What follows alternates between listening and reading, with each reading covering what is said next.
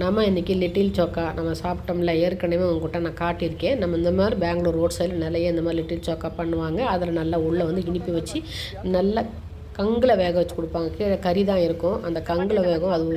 அது ஒரு தனி ருசியாக இருக்கும்.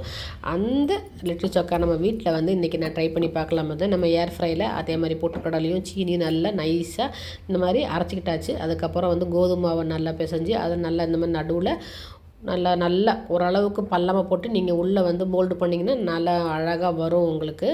இந்த மாதிரி போட்டுக்கோங்க. போட்டுட்டு நல்லா மோல்டு பண்ணிக்கோங்க. நான் வந்து ட்ரை பண்ணி பார்க்கலாம் வந்திருக்கேன். ட்ரை பண்ணி பார்த்து செமையாக வந்துச்சு. அதுதான் உங்களுக்கு நம்ம காட்டுவோம் அப்படின்னு சொல்லிட்டு. சூப்பராக பாருங்கள், அப்படியே அழகாக உருண்டை பண்ணால் அழகாக வந்துடும். இதை நம்ம மேலே நெய் தடவியே ஏர் ஃப்ரையில் வச்சாலும் சரி, அதுக்கப்புறம் நம்ம நெய் தடவினாலும் சரி, எப்படியோ சரி.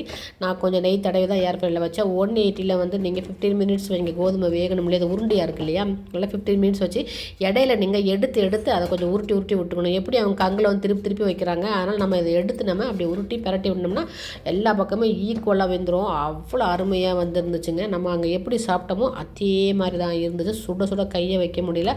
சூடாக உங்களுக்கு ஓப்பன் பண்ணவும் முடியாது. ஆறுனதுக்கப்புறம் தான் ஓப்பன் முடியும். அவ்வளோ ஏர் ஃப்ரையில் அவ்வளோ சூடாக இருந்துச்சு. இதை வந்து நம்ம எதை வேணால் தொட்டு சாப்பிட்லாம். தக்காளி தண்ணியோ, தேங்காய் சட்னியோ, உருளைக்கிழங்கு கிரேவியோ எதுனாலும் சாப்பிட்லாம்.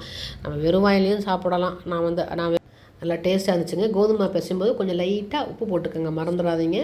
உள்ளே வந்து உங்களுக்கு பொட்டுக்கடலையும் சீனியும் தான் இனிப்பு. அப்புறம் ஆறுனதுக்கப்புறம் தான் ஓப்பன் பண்ணுறேன். நல்லா இருக்குது பாருங்கள், சூப்பராக. அங்கே எப்படி சாப்பிட்டோம் அதே மாதிரி இருந்துச்சு.